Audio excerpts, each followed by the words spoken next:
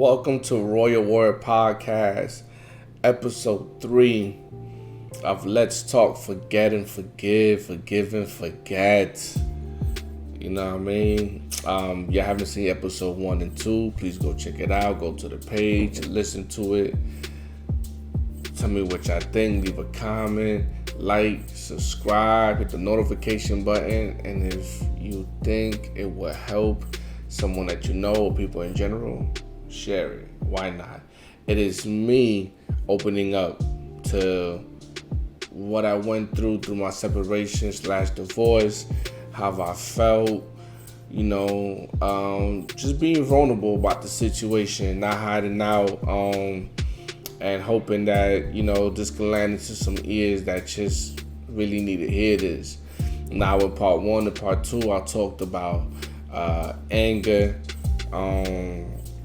I talked about shame, sharing my kid. I talked about getting to know myself again, loving myself, figuring myself out,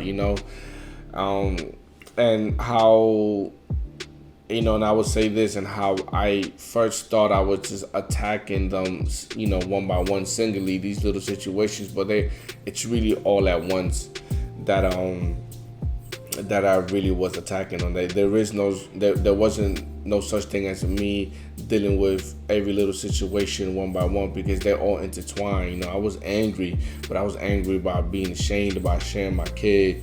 I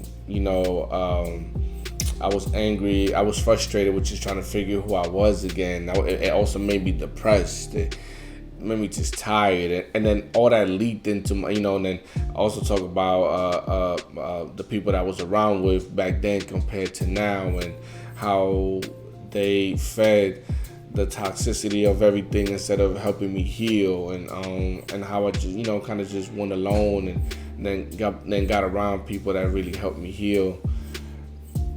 It was all a tough journey, and I didn't know. It was my first time being in this situation, so I didn't know how to approach all this and everything, which is, I'm thinking I'm dealing with this one by one, but I'm dealing with everything all at once, and it was tough. I mean, it leaked into my personal life, into my professional. I mean, it is my personal life, but leaked into other parts of my personal life, like trying to be around other people, trying to be around other females, and it leaked into my professional life, where I kind of just stopped even trying to better myself. It was by all means bad. And going into this one, I felt like I was going to do a 4-part, but I'm actually going to do just 3 parts, because at this point, when I look at it, everything led up to me moving to Orlando. And me moving to Orlando, it was a decision made of emotions. I didn't really think about it.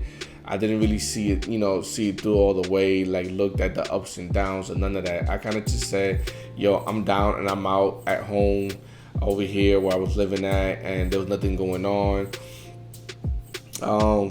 I'm not trying to argue and fight with this woman, so I'm just like, let me go at this. Let me just do this. Let me see what can happen in Orlando. Let me try somewhere new. And it was the worst part of my life, but it was also, at that time, one of the best things that could happen to me. It really, really, truly humbled me. It really showed me where I was at, like rock bottom, which is like, boom. You're down here. What you gonna do next? So, moving to Orlando was an emotional decision. My son's mom, she wanted to go out there. She wanted to be somewhere different as well. And I'm just like, yeah, fucking why not? Excuse my language. I was like, yeah.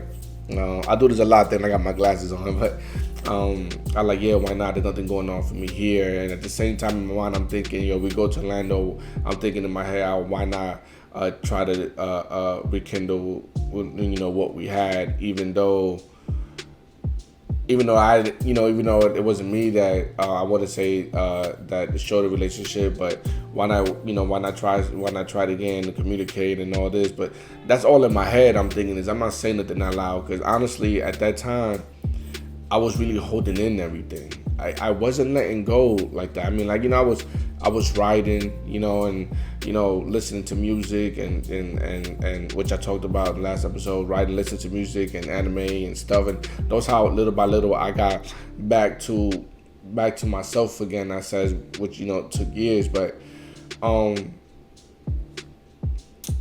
I wasn't saying this to her. We moved to Atlanta. We were roommates. We had a 3-bedroom apartment. I was right next to my son. It wasn't the best move. I mean, I went out there with not a job in hand, but luckily I found one because UPS was just hiring left and right, and got a second job out there doing working at drive time. But it wasn't like the best part of my life because I was just struggling all the time for money. When I did get paid, it was just more for rent, which I barely made. I was, going to work at 10 at night, all the way to like 4 or 5 in the morning, waking up, taking my son to school, and then, for the first couple of months, I would just knock out or whatever the case is. And then when I got the second job, I'd take him to school, go to the job. Like, I was barely sleeping in between. I was getting a total of like from 4 to like 8, good 4 hours, sometimes 3.5, depending on what time I got home. And then when I got off drive time, I go home and I'll probably knock out for like 3 or 4 hours again. But it was in between. It was bad. It was just one of the worst things there. But there was also some gems there that really helped me. I made a total of 2 friends when I was living out there and working at UPS and drive time. One was the homegirl Candace, and the other one was my homie Rick. And it was all 3 of us that would chill at work, would chill outside of work. But like these were the homies. Candace was just a cool, all around good person. And my homie Rick, he's just the OG mentality. You know what I'm saying? We're basically around the same age, probably a little older, but he's had that OG mentality, and he spit game to me and made me aware of so many things of how I went about life and how I was approaching all this stuff and the situation I was in. Like none of it truly was benefiting me, and it wasn't like I was telling him everything, because I was still to myself, but he could tell, like, whatever I did tell him, he read, he saw it, and a lot of his words stuck to me and came to play in a lot of the decisions that I made. I also got my car jacked when I was out there. I literally went to go take a whiz, by the job, which I thought would have been safe, which I found out wasn't safe, but by the job, and I go take a piss, I turn around, some dudes in my car just gone. He's gone. He jacked my car like it was crazy. So I'm here, no car, Uber. It was just bad, man. It was just so bad, and but Rick and Candace were good, and then homeboy Pucho, pivotal role out there as well. I mean, I found out that he lived like 20 minutes away, and there's times where he saved me. Him and his wife, they looked out, watched my boy, able just to go out there and chill, have drinks, relax. Those days, those nights were a fresher breath of air, just like I needed it to breathe, just to feel like, damn, I'm not suffocating. And it was just wild, and to also go into like around the time COVID is starting to be a thing, and it's hitting, and I lose my second job. Still got the first one, and then in my mind, when I finally telling myself like, yo, let me tell the shorty what I'm thinking, what I want from us. We got into like this big ass fight. We got into a big ass fight over something small in front of our child, which I always said I'd never want to do that, but it happened. And right there and then made me realize everything that I'm doing at this moment is wrong. Everything that I'm doing at this moment is wrong. And also, it just happened to me that I reconnect with my queen now. Me and her reconnect. She's going through some things, we talking, and she's old, and I've known her like I've known her for so long. I think at that time it's been like damn near 10, 11 years. And I've always spoken to her. I've always talked to her, and she was also a pivotal reason of me moving back home. So, so just to go back, I gave you like a nice synopsis of things. So just to go back, nothing's popping off here at home, where I stay at now, but in the county I stay at now. But so I leave, I go to Orlando with basically quote unquote baby moms, my son's moms. We get an apartment together, get a 3-bedroom, and sorry about that. And it's a thing of I did it off pure just emotion, just not, I don't know. I just said whatever, let's go. Because like I said, in my head, I'm thinking like, yo, probably can make something happen. I get up there, everything's good at first. I'm working, UPS is giving hours, just going into the holidays. It's so much, you know what I'm saying? A lot's going on, meeting new people, new areas, stuff like that. And then, car gets jacked. Boom. And it's just like, hold up, give me a second. Hello? But let me call you right back, though. Is it? Man, you just. Hello? Hello? Yo, okay. Whose number is this? Okay, all right. I'm gonna call you right back. I'm doing something. I'm gonna call you right back. All right.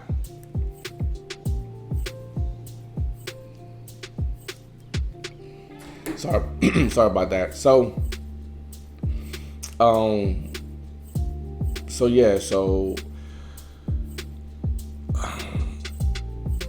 I get this job. Let me double back. Move to Orlando. Get this job. I'm thinking everything's good, everything's smooth, everything's chill for a little bit. Looking for a second job for the time being. I need more money. Car gets jacked. Once again, it's crazy, right? Car gets jacked. Go through a process of that. Like it was just nuts. It was a pain in the ass. From time to time, I come back home, visit my mom, and chill, and whatever the case is. But I'm in Orlando. I'm in a standstill. I'm not making progress. I'm not moving up, but I'm not moving down. I'm just in a standstill. Like I'm in the middle, and nothing's going on. And I get the weekends. I don't work on the weekends, so I chill with my son, and we video game. But I'm in the room, and I'll drink and stuff like that. And then I used to stay up late, and I get into these thoughts like, yo, what am I doing right now? Like what's going on? What am I doing? And I'm thinking about everything that I've just been dealing with for so long. So at this point, I think, from when I started, from when the separation happened to now, I think it's like 4 years in. I think I'm like 4 years in. I truly haven't healed. Like I sit there and I'm realizing, yo, I ain't healed. I'm here trying to fight for something. I here made a move up here thinking like, yo, let's trying to bring this relationship back, bring this family together, and nothing is really happening. I'm not even making that move. I don't know what I'm doing. I'm just at a point where I'm just lost, confused, and just like what the fuck at this point, basically. Like there's nothing going on. And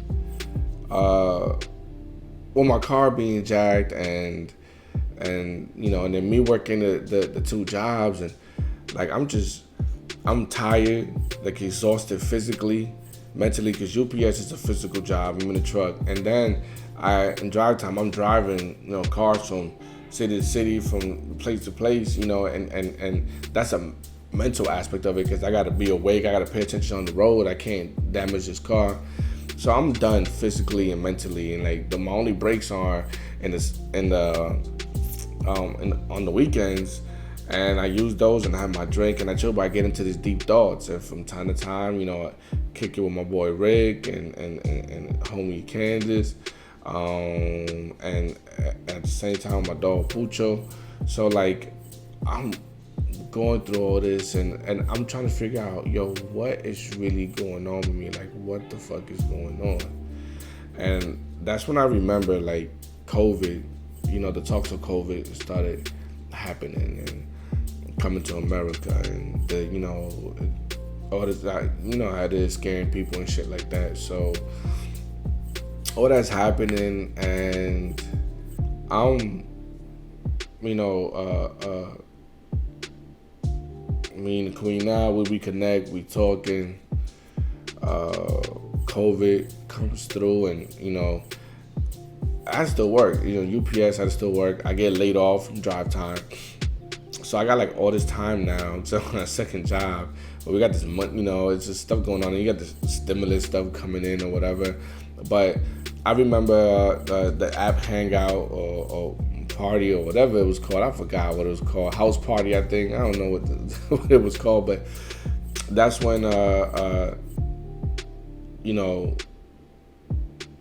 that's when I was like, it was good. I was talking to Pucho, I was talking to Tony, Doughboy. These dudes are from the R.W.Podcast. Please check them out. Talking to the homie Zeus. Then there was just so many people in these chat rooms that was talking.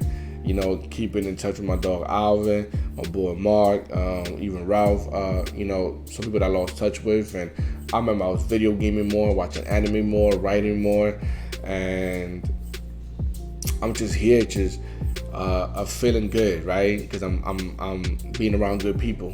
I'm around good people.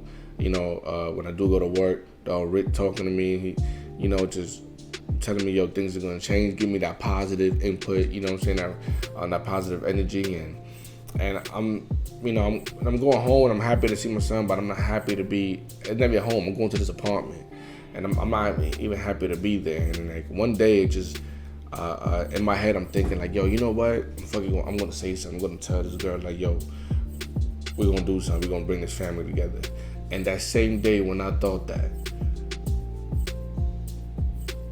I think it's the same day or the very next day, get into this big ass fight, this big old argument. I can't remember what it was about. All I know is it was in front of my boy, and that was the first time. Wasn't the first time, but I was like one of the times where I had some thoughts in my head, and I was just like, this is not healthy for me. None of this that I'm doing right now is healthy for me. I'm not being the king at all in front of my son. Not at all. I'm dying. I'm dying on the inside, and I'm showing it on the outside. And being here, it's only gonna make things worse for him, because he's gonna end up being in an environment that he shouldn't be in, and he shouldn't see and shouldn't hear. And I remember just, talking to Joe, my queen, and she's telling me, what is there for you? What's there that's not home? What is it that you could do over there that you can't do back at home? I remember, us talking, and she's helping me, and it's kind of crazy because I'm helping her through her situations, and I'm like, yo, what is it? Like there's nothing here, I got had my homies, had the two, had Rick and Candace, and I'm a dog Pucho. But besides that, what is there that for me to fulfill me, to make me happy? There was nothing. But I also just couldn't leave, right?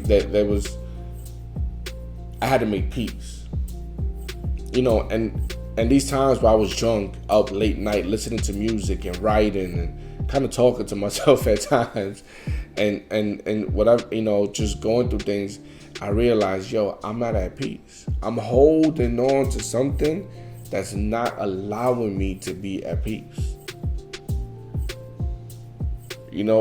Forget the shame. Forget having the thought of having to share my child. Forget finding myself. I said, forget everything. forget everything. Forget everything. But for me to forget everything, I had to forgive. And it's one of those things where for the first time, I truly understood what they meant. Just forgive and forget. Don't forgive and never forget. Nah, just forgive and forget. Because at the end of the day, to be truthful, you're never going to forget, because you're always going to be able to, tell the story. It happened. But the forget part is that it's not in your head anymore. Like it's not a thought in your head anymore. It's a thing that when someone asks you, hey, what happened? Yeah, you tell them. But besides that, it's not part of your everyday thinking cycle. It's no longer pumping through your heart. It's no longer pounding in your heads. It's no longer questions without answers. There's none of that. It's gone.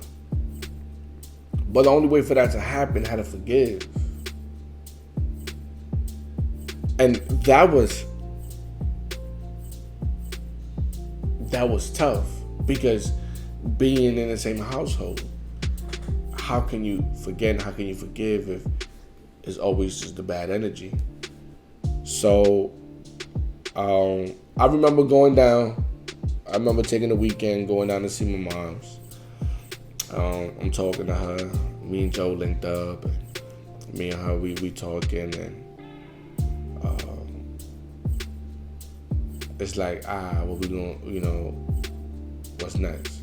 So I remember my mom telling me, "Yo, come back down. Come back down. Why not? And I put it on. I had no shame about that. I had no shame moving in back with my mom, my stepdad.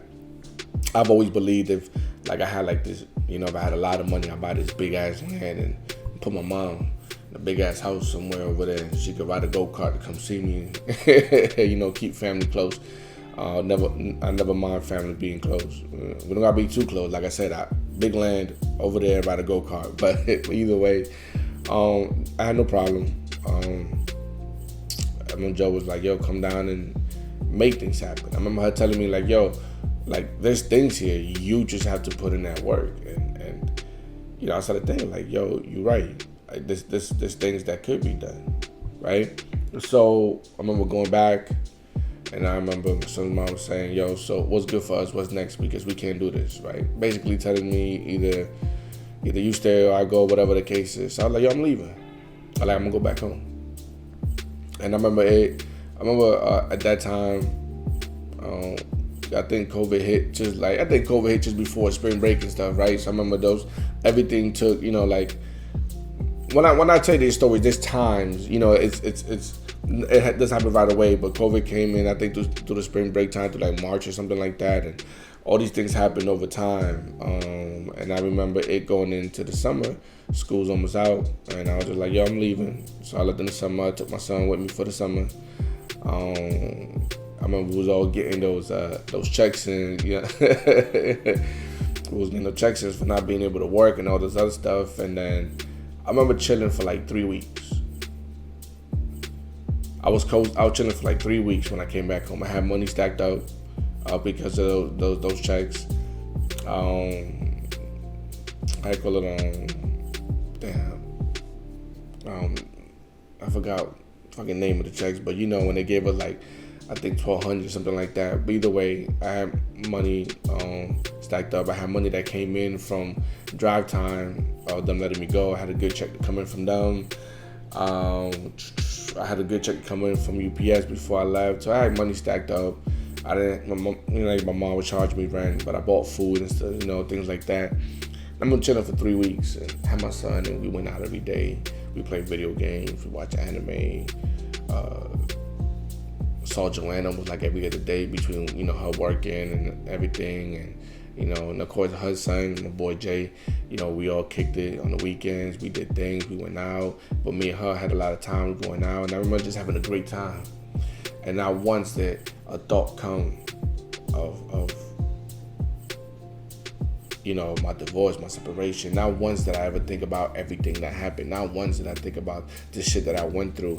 Not once did I cycle through anger and then sadness. Like everything left. And that was because I realized at that moment, not only am I away from the energy, but I realized at that moment that being away made me realize how much I don't miss. I didn't miss her. Like, for once, I didn't care about anything, about us getting together, and like nothing. For once, I wasn't angry about what she did. I was living my life. At this very moment, I started living life again. I need a drink every day just to think, just to write, just to let go of emotions. And then I was able to let go of that emotion, talking a joke, and she listened. She allowed me to talk, which was one of the most crucial things that I noticed that I didn't do from the beginning. I never truly let go. I didn't talk about none of this. When I got with the homies on the house party app and everything, I never talk about this. It was just jokes and laughter about everything. I used that just to fulfill and mask whatever I was going through. I never truly opened up and talked about this. How I felt, everything, until I talked to Joe. Until I let it all out. I let the pain out. I let the pain, I let the anger out. I let the shame go. Nothing to be ashamed about. Yeah, I was married. Yeah, loved. Yeah, I got played. You know what? Move on. Right? It sounds simple, the steps. But it takes time. But I feel like a lot of things could have gone faster if I opened up. But I didn't know how to open up. I didn't know who to talk to. I didn't know what to say. I mean, you talk about, at a time where, not even at a time, I think it still is, where like it's, depending on who you get emotional from, it depends on, the reaction might be. Some people just might say, yo, man, the fuck up, move forward, do this. Or some might accept that emotion. Some people just might use that emotion against you, whatever it is. And I already went through went through my son's mom using my love and everything and kind of just throwing it away. So that thing of opening up was gone. But I found it so easy to talk to Joe and just let go of some of these things. And I did, and it disappeared. Like I've forgotten. And then I just forgave her. I just forgave my son's mom. I just didn't even care no more. Like I'm at a point where it's easy to talk to her now. I don't argue with her. We don't argue. We sit down, we talk about what needs to be done for our son, and that's it. I moved on with my life. Together, nah. It's not gonna happen. Life showed me that. Her actions and everything showed me that. That's not gonna happen. But that doesn't mean we can't coexist and be great parents to our child. You know what I'm saying? But for me to able to coexist with her, I needed to let go of all that emotion. Because in hindsight, she moved on, right? She's the one that cheated. So she moved on. She was ready to live her life, even though however it went, right? I'm the one that was stuck behind. I'm the one that was left behind. I'm the one that was stuck, had to pick up my own pieces. I'm the one that had to wipe my own tears by myself. I'm the one that had to deal with the anger by myself. I'm the one that had to deal with the shame. I'm the one that had to deal with all this stuff by myself. Go through the journey of figuring out who I am and everything. And it was tough, but everything has its timing, right? You can believe God has his reason, has his time for you, or if you don't believe in that, you could say the universe has its time, or you probably don't believe in nothing and say that's just life, right? But either way, it's still there's always this timing. And for me, I would say God had his reasons and his timing for me, and it was a thing where I went through the ringer, didn't quit. Right? You want to talk about being ashamed? I went to Orlando and was a roommate with my soon-to-be ex-wife. You know, like I went through these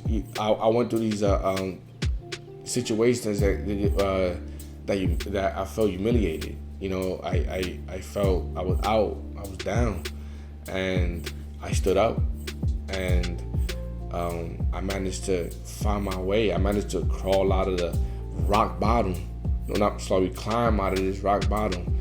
For me, crawl, walk, and get myself to higher grounds to where I'm at now. And, you know,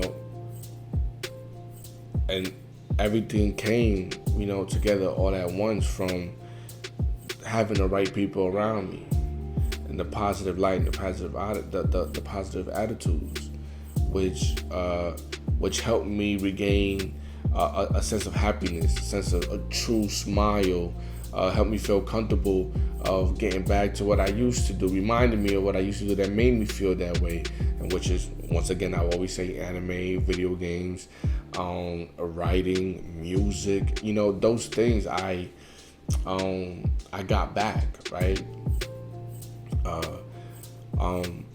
But the biggest thing was truly opening up about everything, letting go, you know, just being able just to breathe, you know, like I felt like I was suffocating, you know, I felt like I was truly suffocating. I felt like I was just drowning in this pain and these emotions. And when I let go, it's just like, wow, it felt good. And I really started living, started going out, started smiling. You know, me and Joe started going eating and going out for drinks and you know, spending time with the kids and going to movies, and like everything came, you know, as it should. And I look back at this, I look back how everything started with the separation, and then with moving out, and then moving in with a bunch of people that I no longer talk to, that for me wasn't good. I'm not gonna say they're bad people, because they're probably great people for whoever they're cool with, but for me, they weren't great people. Their mindset of how they went about things wasn't good for me. You know, so then being angry and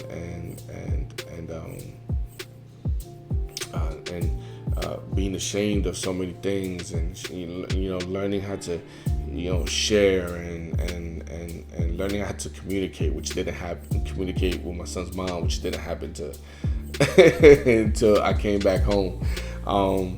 But learning how to find myself, and then learning who to open up to and who to keep around. Like everything, all this was so big. Like I sit back and I say, wow, you know, because I was at a place where it was bad. Like I said, it leaked into my professional life, where I just said F it to everything that I truly wanted to do, and kind of just drunk my days and nights away. Like it was just bad. So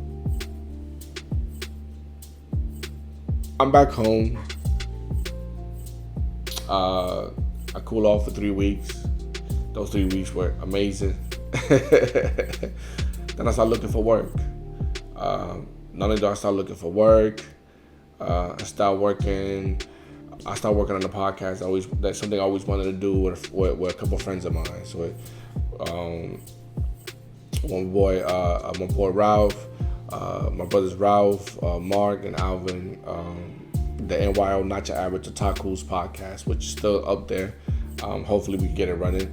But I will start working on a podcast, and I needed a better laptop, and you know, Joe was like, yo, why don't you try for a credit card? And I'm thinking, man, I got bad credit. She put me on game on some things and got me a credit card for a good amount of money, helped me get my laptop. And these things, I started feeling good doing the podcast. Joe, with her help and her love and her comfort. I found a job. And like I really wanted to work for it, but for the time being, it was good. And a year after being in that job, I got into a city job, right? And then a year after being in that job, I got into the job now, which I'm doing IT. something that I wanted to do for the longest, something that I always wanted to do. But I'm doing IT in a school setting, and I'm happier than I ever can be. I'm engaged. So join the two boys, because I call Jay my boys. And two boys, they cool with each other. They love each other. They hang out. You know, even though they're different age, when they're home, everything is so cool. Joe's family treat me like family, and it's the most amazing thing, because if you listened to some of my earlier episodes, I think like episode 2 or 3, I talk about the tough summer that I had with me and Joe, and then I talk about the deaths and how those type of things affected me, and how that everything came to where it's at now. So I look back, like, from 7 years ago, I want to say 8 years ago. I want to say about 8 years ago, from when I was down and out, like at the worst place, at most shameful place. It felt like, I don't know, man. I felt like I was in pieces, and I couldn't even, and I couldn't put myself back together to where I'm at now, to where, like, I'm in the beginning of the greatness of my life. There's so much more left to go. There's so much better to do. You know what I'm saying? We're talking about, we're not even married yet, right? Just engaged. But there's that to get, and there's so much more to further in professional and personal career. But where I'm at is great. It's the beginning of my great journey. And it took all these hardships that I went through. It took everything that I went through, every downfall, every person I had to cut off, every pain, every blackout nights, just everything that was so negative, and all the positivities that were in those negativity. It took all that to get to where negativity is not even close to me, where negativity can't even touch me. To where I feel good where I'm at. People could chirp, people could talk, they ain't gonna bother me, because that ain't got nothing to do with me. You talk all day, you could complain, whatever, but I'm happy. I'm not saying everything is perfect. I mean, there's a lot of things that still need to be worked on, and it's a lot of things that still need to be finished, but it's way better than where I'm at now. And for all the fellas, even the females, for everyone that's gone through the heartbreak, that's going through the divorce and the separation, the best thing I can say to sum all this up is to forgive and forget. It's forgive and forget. Forgive that person. You will forget everything that happened, in the sense that it won't be in your mind. It won't be thoughts. Forgive and forget, and live your life. Take your steps one by one. But also, don't be ashamed to open up. Don't be ashamed to admit that you're mad. Don't be ashamed to admit that you're hurting. Don't be ashamed to admit that you're lost and you're confused and you know what's going on. Because holding it in don't do nothing. Find someone professional you can talk to. I was just lucky enough to have someone that truly cared about me, to listen to me and help me and accept me for who I was then, and known that I was hurting and was there instead of just dropping me and letting me go. So I was lucky for that. But if you're not lucky enough to have that person, or you're not lucky enough to have someone that are not positive, there are professional people, and I recommend that you go to those professional people and talk to them and get help. But whatever you do, don't hold nothing there. Let it go. Breathe. Take the weight off your shoulders. It's going to be a battle. We talking about, I did 5 years. 5 years that it took me forever to get through. But I'm at a place where I feel amazing. And it could have been shorter, probably not. If I got help faster, not. But either way, I had to go through my mistakes, had to go through my journey, my steps to get where I'm at now. And all I'm saying is that you could get through it too if you're going through it. And if you feel like you can't, and if you feel like the people around you can't help you, they get the professional help.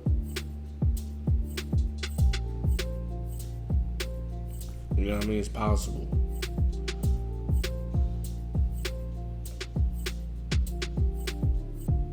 So yeah, everything's great. From what I can see, from what I know, and whatever lies ahead, whatever storm that lies ahead, I'm gonna get through it. I'm not alone this time. I have someone that's down for me, for real. And after the summer that we just had, some very tough days, weeks, and how we came out on top, I think we could get through everything. I believe everyone else out there that's listening to this, even shared on or put on, you could get through it too. Like I said, it took me 6 years.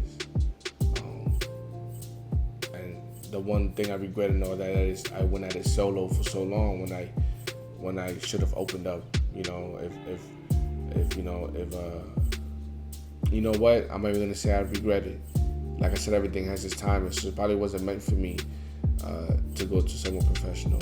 It probably was meant for me to talk to Joe Ford. It's probably meant for me. That was the thing that got us linked up again. That we were both going through some tough times, and it helped. And so, no, I don't regret none of it. It was all a learning lesson. It built my character. It made me strong. Made me smarter, wiser. And it helped because when me and Joanna were going through a tough time this past summer, I ain't quit. Because the happiness that I feel with her, and I feel with Joe, is amazing. It's by far a type of happiness that I didn't feel with my son's mom. There's definitely a difference, and it's not even about comparing, but it's just when things got rough with me and Joe this summer, I fought tooth and nail. I fought. And how I fought for it was crazy. What I did was crazy. It was different, but I didn't quit. When my son's mom wanted to break up the marriage because she already moved on, I didn't fight. I said okay. I think part of me probably did want it, and just didn't know it. I think the part that brought the pain was that instead of coming to me in advance and letting me know or whatever, she went on and did her dirt and then was like, okay, it's time to let this go. So, but where I'm at now is great, and anyone can get there. I think, and I'm purely talking about going through a divorce and a separation that I feel like it is tough, and people are gonna tell you, oh, you don't do this, you shouldn't feel like that. It's all right to be angry. You're here, you put your heart in and put your love in and put your time in and get played. It's okay to be angry. It's okay to be frustrated. It's okay to be sad. It's okay to be ashamed. It's okay to be down and out and all that. Yeah, it's okay. And you can tell people, hey, it's okay to be like this. But what's not okay is to make very, very, very bad decisions on those emotions. It's not okay to hold it in. It's not okay to go against this will of talking to someone. Please do talk to someone. Talk to someone professionally, or someone that you truly trust and that is actually good for you. But hey, you made it this far. I appreciate it big time. This was big for me. This Let's Talk, Forgive and Forget was big for me. Probably there's gonna be more. We just don't know what. I had some other projects to work on, but we're definitely gonna do more Let's Talk. I'm not quitting it this time. I'm not gonna say it's done for. I'm definitely gonna quit it, but if you made it this far, I appreciate it. Like I said in the beginning, if you think this really, really, truly help. Share if this would truly help. Comment. Let me know what's up. Subscribe. Hit that notification button for, more videos like this and others that's to come. And like always, man, just love and enjoy life. Peace.